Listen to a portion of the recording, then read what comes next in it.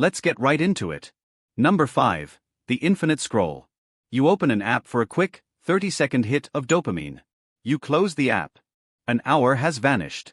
The sun is in a different part of the sky. You feel a strange hollow sense of accomplishment, as if you've just completed a very important, yet utterly forgotten task.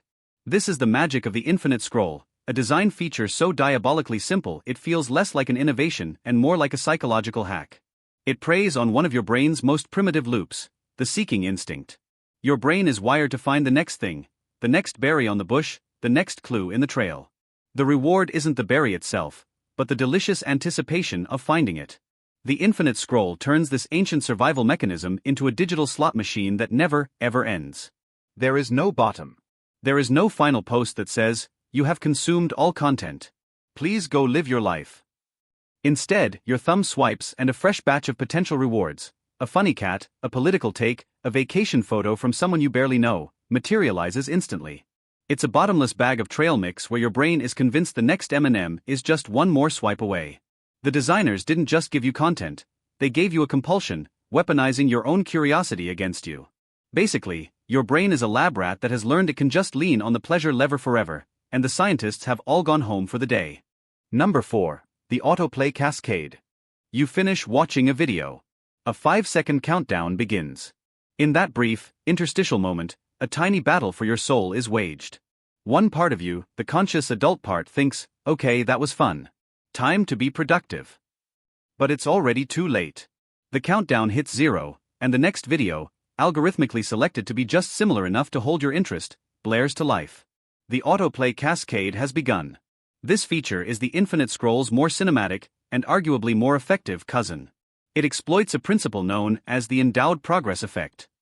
In simpler terms, your brain hates stopping something that's already in motion. It's why you find it easier to keep running once you've started your jog, or why you'll finish a mediocre movie because you're already halfway through. The autoplay function does all the hard work of starting the next task for you. It removes the friction of choice. You don't have to decide to watch another, the decision has been made for you, and your passive entertainment-hungry brain is all too happy to comply. It turns a series of conscious choices, I will watch this, now I will watch that, into a single passive, unbroken experience. You're no longer a viewer making decisions. You're a passenger on a content train that has no final destination, only an endless series of scenic routes through other people's opinions and cat videos. The platform has handed you a remote control that only has one button, more. Number 3. The pull to refresh gambit. Before you even consciously form the thought, I wonder if there's anything new, your thumb is already performing the ritual. You pull down, the screen stretches, a spinning icon appears, and then, snap, it returns to place, often with a satisfying little haptic buzz. Nothing has changed. And yet, you feel a tiny jolt of anticipation. This is the pull to refresh, a masterclass in turning boredom into a slot machine lever. The genius of this design is that it mimics a real, functional action, like pulling a handle to get a fresh drink from a well, but applies it to the abstract, unpredictable world of information. You are not guaranteed a reward. In fact, most of the time, you get nothing. But the potential for a reward, a new like, a shocking news alert, a message from a crush, is what keeps you pulling. Psychologists call this a variable ratio reinforcement schedule, and it's the most powerful addiction engine known to behavioral science. It's the same principle that keeps gamblers glued to slot machines. You pull the lever enough times, and eventually, you hit the jackpot.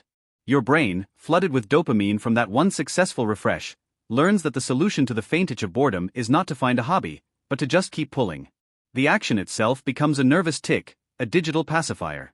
You're not checking for updates, you're administering a microdose of hope to your own brain. Number 2. The deliberately vague notification dot.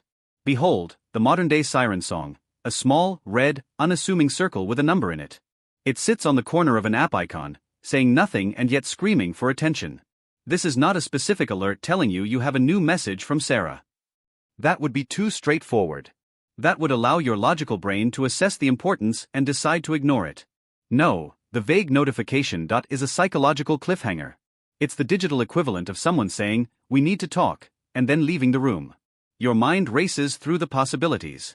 Is it a lot of likes on your post? A comment? A new follower? A system update you don't care about? The dot doesn't tell you. Its entire job is to manufacture a tiny, nagging cognitive itch, the itch of unresolved curiosity.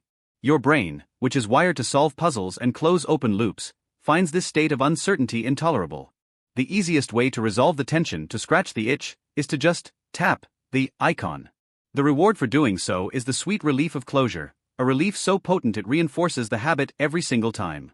The app designers aren't just notifying you, they're planting a seed of anxiety in your prefrontal cortex, knowing full well that the only weed killer is located inside their app. Number 1. The illusion of the progress bar. You are 92% complete. Your brain tingles with a sense of impending accomplishment. You are about to finish a language lesson, complete a professional development module, or level up in a fitness app.